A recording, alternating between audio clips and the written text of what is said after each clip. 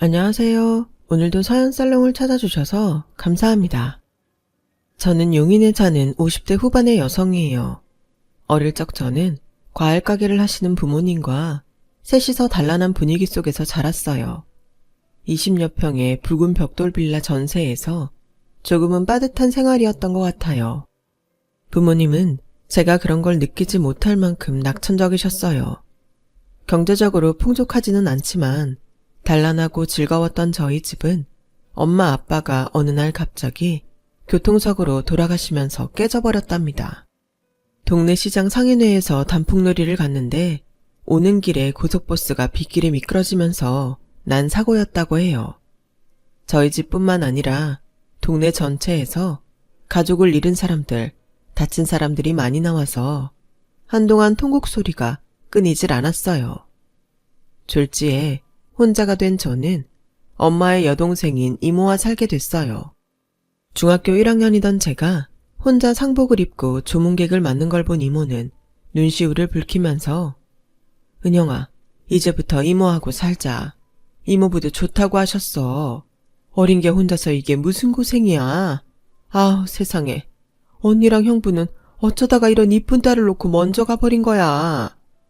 하며 저를 꼭 안아주셨고 그때서야 저도 꾹 참고 있던 눈물을 터뜨리고 말았어요. 갑자기 부모님을 잃고 어안이 벙벙했는지 한동안 울지도 못하고 있었거든요. 이모는 저한테 어려운 보험금 문제나 저희 집 전세금 빼는 것도 다 도와주셨어요. 저희 집은 지방이었고 이모네는 서울이었기 때문에 저는 전학을 가야 했어요. 엄마 아빠가 갑자기 제 옆에서 사라진 것도 서러운데 학교까지 옮기고 친구들을 못 본다고 생각하니 너무 속상했어요. 이모와 이모부는 저한테 잘해주려고 애쓰셨지만 저는 한동안 말도 잘 안 하고 밥도 잘 안 먹었어요. 그런데 저희 반 몇몇 애들이 저에게 자꾸 말도 시키고 같이 매점도 가고 숙제도 같이 해주더라고요. 저는 조금씩 기운을 차렸고 얼마 안 가 다시 웃으며 지낼 수 있게 됐어요. 반 아이들과도 금방 친해졌고요. 어느 날 제가 친구들하고 장난치다가 깔깔 웃었더니 제 짝이 이제 니네 엄마 한시름 놓으셨겠다. 실은 우리도 네가 처음에 어두워 보이고 말도 안 해서 걱정했거든. 나를 걱정했어? 근데 우리 엄마라니? 엄마를 알아? 너 전학 오고 얼마 안 돼서 학교에 오셨어. 아, 이거 말하지 말라고 하셨는데. 뭐 지금은 네가 괜찮으니까 얘기해도 되겠지. 친구 얘기를 들어보니 이모는 학교에 찾아와서 저와 가까이 앉는 친구들한테 맛있는 걸 사주시면서 저를 부탁하셨다고 해요. 제가 갑자기 서울로 이사 오게 돼서 적응 못하고 있다며 잘해달라고요. 이모도 형편이 좋은 편이 아니었는데 그렇게 저를 신경 써주신 게 너무 고마웠어요. 이모, 우리 반 애들 만났었다며. 근데 엄마라고 했어? 들었구나. 미안해. 많이 놀랐지? 이모랑 산다고 하면 혹시 놀리는 애들이 있을까봐 그랬어. 멋대로 엄마라고 해서 미안하다. 아니야. 나 위해서 거짓말까지 했는데 내가 왜 화를 내. 정말 고마워 이모. 저는 이모랑 이모부한테 걱정이라도 끼치지 말아야겠다고 마음먹었어요. 그래서 학교에서도 집에서도 밝고 명랑하게 지냈죠.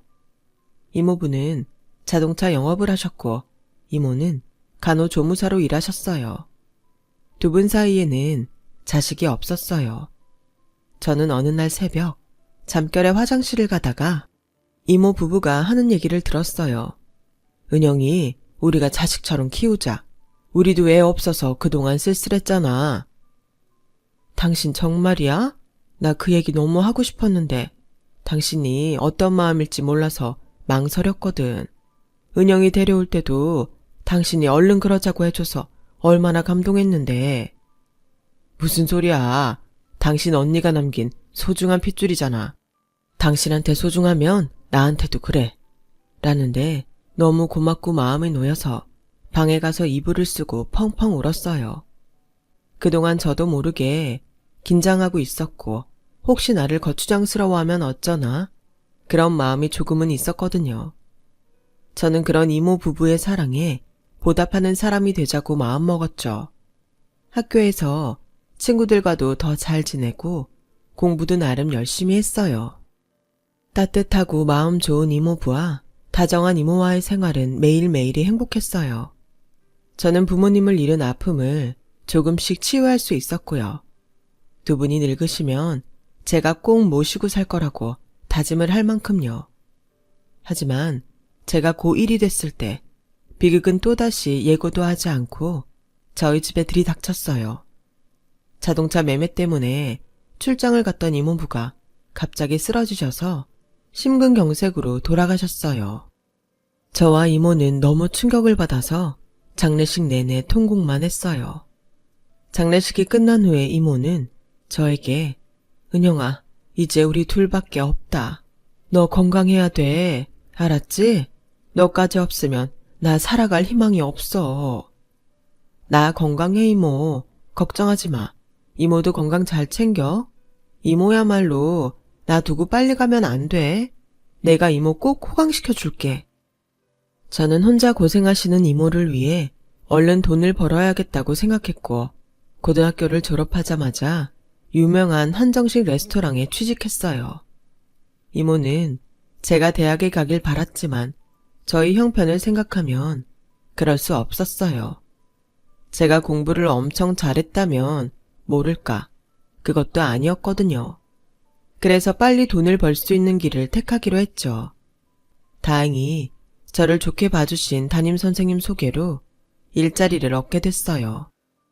저는 주방장님이 양념을 하고 음식 밑간을 할 때마다 어깨 너머로 열심히 보고 속으로 다 외워뒀다가 하루 일이 다 끝나고 나면 아무도 없는 주방에 남아서 혼자 실습하곤 했어요.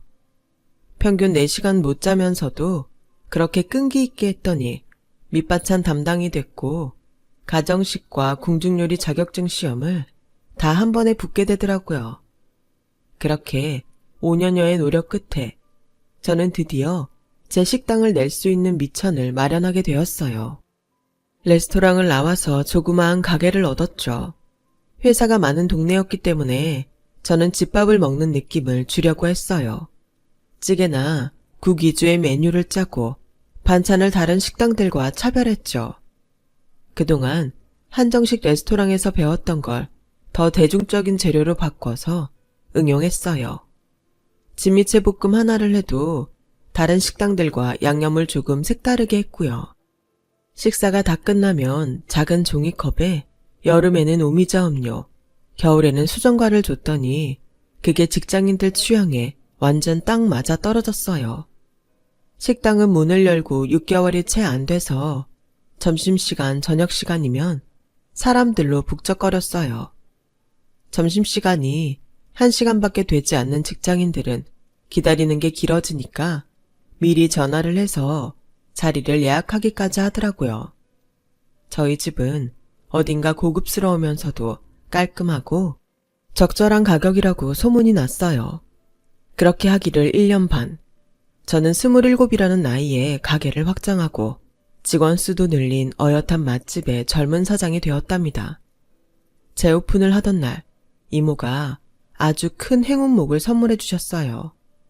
저는 이모에게 친구분들과 다녀오시라고 2박 3일 제주도 특급 호텔과 렌트카에 운전사까지 전부 예약을 해서 보내드렸어요. 너 가게도 확장하느라 돈 많이 썼을 텐데 너무 무리한 거 아니야? 아니야 이모. 나 이제 이 정도 할 능력은 돼. 걱정하지 말고 다녀와. 가서 친구분들이랑 재밌게 놀다 와. 내가 자식복은 없어도 조카복이 있구나. 라며 너무 좋아하셨어요. 저는 이모 호강시켜드리겠다고 한 약속을 지금부터 지킬 수 있겠다 생각했죠. 당시 저는 지인의 소개로 한 남자를 만나고 있었는데 그 남자는 제게 꽤 호감을 갖고 있는 눈치였어요. 그 사람도 부모님이 일찍 돌아가셨고 자영업을 해서 자기 건물을 가진 사람이었어요. 그래서 더 마음이 갔고 또 사업 수완도 괜찮아 보였죠. 은영씨, 나랑 살면 내가 사업도 더 잘되게 외주할 수 있는데 지금 이 정도 규모로 만족할 거 아니잖아요. 우리 같이 힘 합쳐서 전국적으로 유명한 가게 만들어 봅시다. 지금 그 말 저한테 결혼하자고 하는 거 맞죠? 네, 맞아요. 제가 좀 성격이 아기자기한 말을 못해서 이렇게밖에 표현을 못하네요. 결혼해요. 우리 그래서 정말 잘 살아봐요. 글쎄요. 저도 동규 씨 좋아하고 오래 보고 싶어요. 근데 좀 더 이모하고 같이 있는 시간을 갖고 싶은 것도 사실이에요. 그럼 저 거절한 건 아니죠? 저 기다릴 수 있어요. 그러니까 다시 생각하고 얘기해요. 이모는 제 말을 듣고 좋은 사람이면 얼른 결혼하라고 하셨어요. 이모는 나 그렇게 빨리 보내고 싶어. 난 이제 이모 좀 편히 모실 수 있게 돼서 더 같이 있고 싶은데. 아우, 됐어. 젊은 애가 왜 자꾸 늙은이 하고 있으려고 그래. 맨날 일만 하느라 또래들이랑 어울려보지도 못했잖아. 이제 좀 즐기면서 살아. 결혼해서 알콩달콩 사는 거 재미야. 나하고는 결혼하고도 여행도 가고 하고 싶은 거 할 수 있잖아. 라며 적극적으로 밀어주셔서 결혼하기로 했는데 어쩐지 마음이 불편했어요. 그때는 목표 하나를 이루자마자 갑자기 결혼이라는 걸 하게 돼서 여유가 없어서 그런 거라고 생각했는데 지금 보니 일종의 예감이었던 것 같아요. 결혼하고 한 달은 정말 좋았어요. 그것도 다 그 남자가 저의 환심을 사려고 열심히 소유를 한 것이었지만 당시에는 나처럼 행복한 신혼생활 하는 사람이 몇이나 될까 싶을 정도로 매일 저에게 이벤트를 해주고 주말마다 선물을 사서 들어왔어요. 적당히 해. 맨날 이렇게 받기만 하면 나중에 한 번 빼먹는 거 가지고 엄청 서운해질 것 같아. 그럼 그때 2배로 더 해주면 되지. 그런 건 걱정하지 마. 아, 맞다. 내가 이번에 새로 건물 사는 거 있잖아. 그거 당신하고 공동명의로 하고 싶어서 그러는데 도장 좀 주라. 당신이 애써서 번 돈으로 사는 건데 왜 나랑 공동명의를 해. 됐어. 우리 이제 부부잖아. 운명 공동체라는 말이 왜 있겠어? 우리는 한 배를 탄 거라고. 뭐든 같이 해야지. 저는 그 남자가 보여준 행동들이 있었기 때문에 저 말도 진심이라고 생각했어요. 솔직히 어떤 남자들은 부인이 돈 쓰는 거 눈치 준다는 얘기도 들었는데 건물을 공동명의로 한다니 너무 감동이었죠. 당신은 가게 때문에 많이 바쁘잖아. 도장 주면 내가 해놓을게. 걱정 말고 푹 쉬고 일할 준비해. 그렇게 제 도장을 가져간 남편은 나중에 공동명의로 된 계약서를 보여주며 나중에 같이 건물을 보러 가자고 했어요. 가게 잠깐 비울 수 있는 날 있으면 가자. 근데 내 도장은? 아, 맞다. 내가 사무실에 놓고 깜박하고 안 가져왔네. 내일 가져올게. 그러고도 남편은 며칠 동안 계속 도장을 잊어버리고 안 가져왔고 저도 가게 일로 바빴기 때문에 나중에는 도장 받는 걸 깜빡했어요. 한편으로는 남편이 가지고 있는데 무슨 일 있겠나 방심하는 마음도 있었어요. 그리고 얼마 안 돼서 남편은 리조트 부지를 알아보는 친구와 출장을 간다더군요. 얘가 뭐든 나 없으면 일을 못해. 내가 봐줘야 안심이 된다는 거야. 아니, 그래서 어떻게 자기 사업을 하나 모르겠어. 그만큼 당신이 믿음이 간다는 거겠지. 다녀와. 남편은 며칠 있으면 올 거라면서 짐을 이것저것 챙겼고 다음날 제가 일어나기도 전에 나갔더라고요. 그게 그 사람을 본 마지막이었어요. 다음날 저희 가게에 웬 화려한 생김새의 여자가 저를 찾아왔어요. 당신 이동진 알지? 그게 누군데요? 그리고 누구세요? 저는 다짜고짜 반말하는 그 여자에게 까칠하게 말했죠. 그랬더니 여자는 떨리는 손으로 사진을 꺼내더라고요. 이거 제 남편인데 왜 이 사진을 그쪽이 갖고 있어요? 이 사람이 이동진이잖아. 왜 시치미를 떼? 아니에요. 제 남편 이름은 박동규예요. 그러자 그 여자는 다리를 휘청거리더니 의자에 털썩 주저앉았어요. 혹시 그 남자한테 돈 준 거 있어? 뭐 통장이나 문서 같은 거. 왜 그러시는데요? 무슨 일이에요?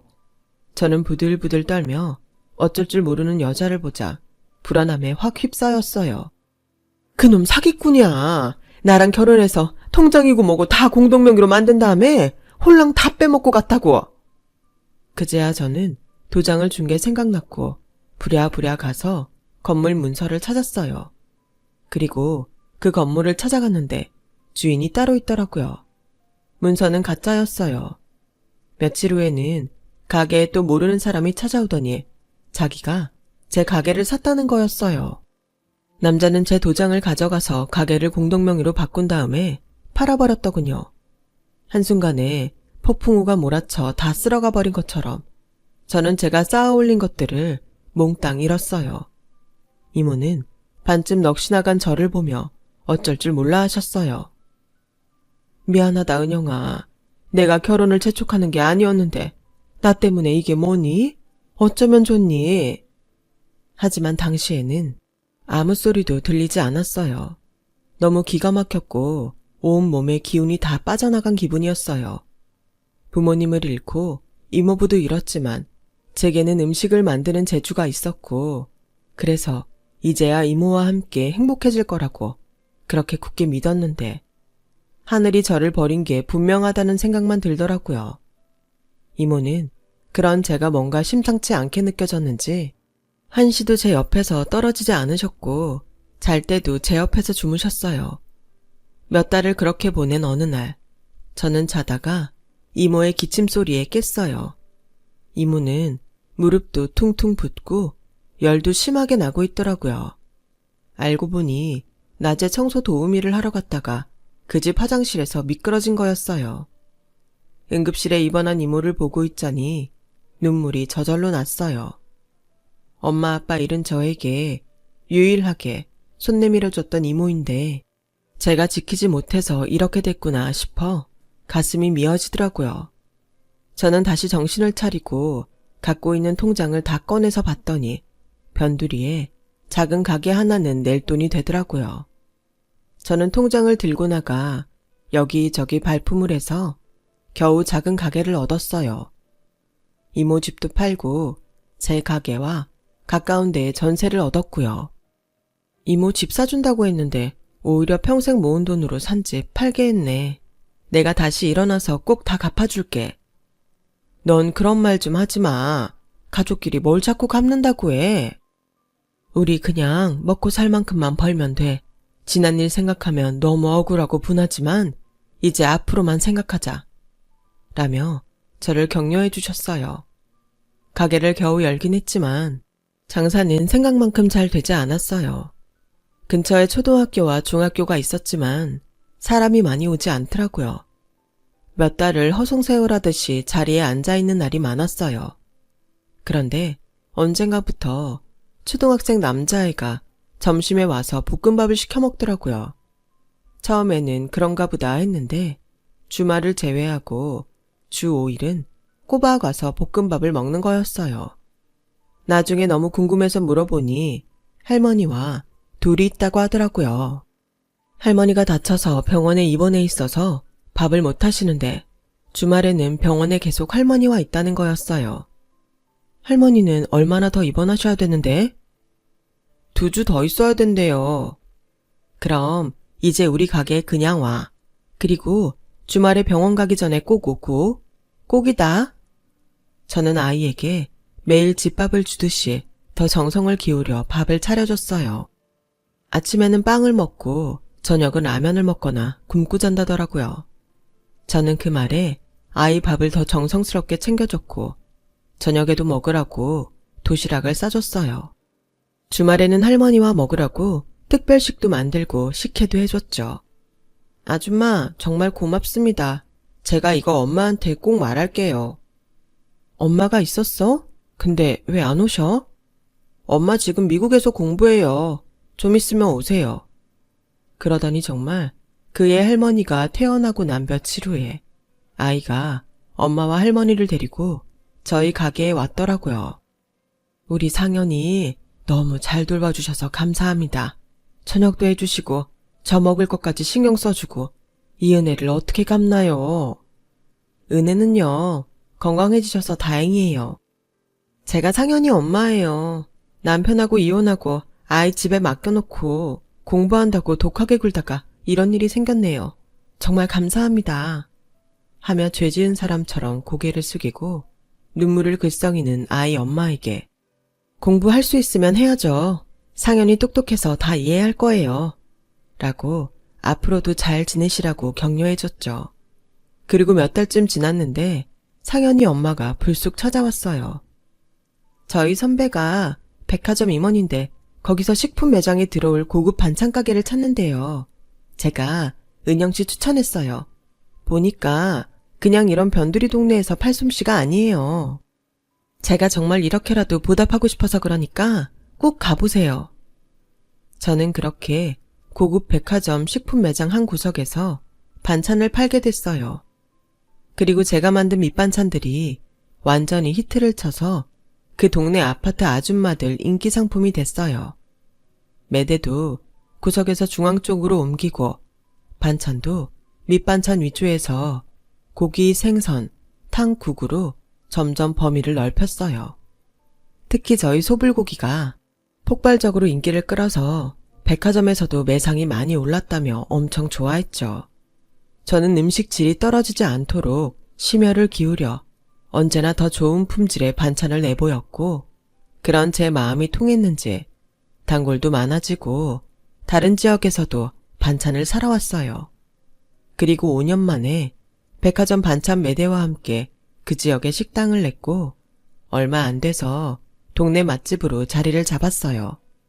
정말 사람 일 어떻게 될지 모른다고 하더니 저는 한 10년 새에 완전히 롤러코스터를 탄 기분이었어요. 어느 날 백화점 매대를 들렀다가 가게에 오는데 어떤 사람이 번거지 모자 같은 걸 푹 눌러쓰고 동네를 두리번거리더라고요. 그리고 건너편 가게와 저희 가게를 번갈아 보더니 잠시 서 있다가 모자를 벗고 저희 가게로 들어가는데 저는 정말 심장이 멎는 줄 알았어요. 바로 예전에 제 가게를 팔고 사라졌던 그 남자였거든요. 저는 떨리는 몸을 겨우 진정시키고 심호흡을 하며 가게로 들어섰어요. 그 남자는 예전에 저를 만났을 때처럼 아주 당당한 태도로 서서 여기 사장님 계세요. 제가 맛집 블로거인데 제 블로그에 소개 좀 하려고요. 저는 바로 그 남자 뒤에서 목을 붙잡고 야 이 새끼야 네가 여기가 어디라고 와?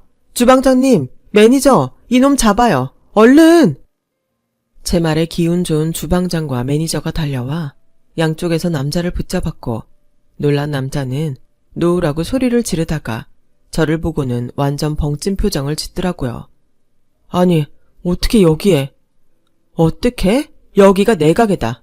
왜? 또 무슨 사기를 치려고? 매니저 112에 당장 신고해요. 악질 사기꾼 잡았다고. 여보, 아니 윤영씨 잠깐 내 얘기 좀. 여보 좋아하시네. 너 나 말고도 다른 여자 둘이나 더 결혼하고 다 돈만 빼먹고 사라졌더라. 너 오늘 나한테 죽어봐. 어떻게 뻔뻔하게 서울 시내를 돌아다닐 생각을 해? 그때는 사정이 있었어. 사정은? 사기꾼한테 무슨 사정이 있다고? 저는 그 남자와 경찰서로 같이 갔어요.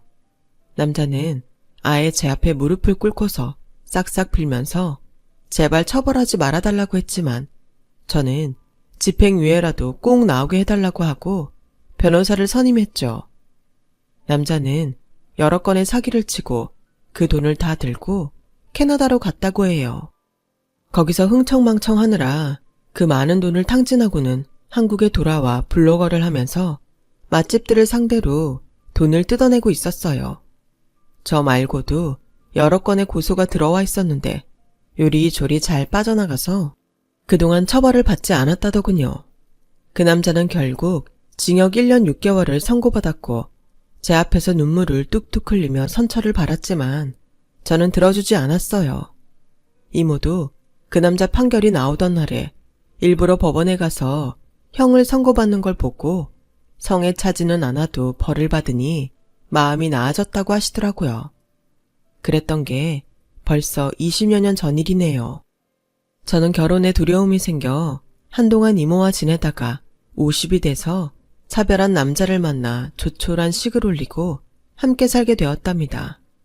이모는 저희 아파트 맞은편 동에 살고 계세요. 요즘 다리가 많이 불편해지셨는데 그거 말고는 건강하시니 얼마나 다행인지요. 이제 60을 코앞에 두고 예전 일을 떠올려 보니 사람은 좋은 일을 하면 반드시 그만큼 돌려받는다는 걸 알겠네요. 제 얘기 들어주신 분들 모두 행복하시고요. 가정에 항상 좋은 일만 있기를 제가 간절히 바라고 빌겠습니다. 감사합니다. 여러분, 사연 댓글에 응원과 현명한 조언 부탁드려요. 좋아요와 구독은 저에게 큰 힘이 됩니다. 오늘도 좋은 일 가득하세요.